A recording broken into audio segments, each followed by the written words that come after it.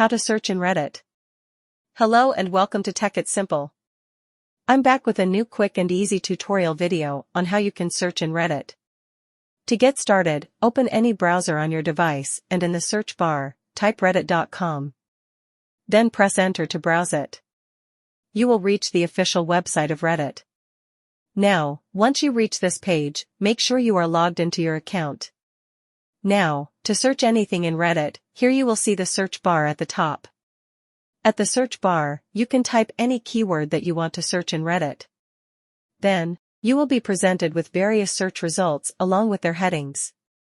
Whether you want to find that keyword in the posts, communities, comments, media, or people, you can select this based on your preferences.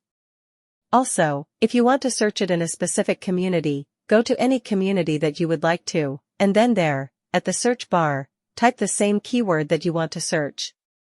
Then press enter to browse it, and on that specific community, you will find the keyword.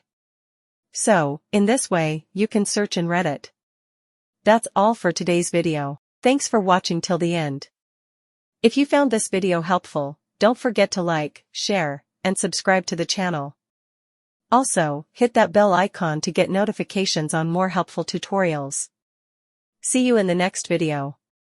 Stay connected.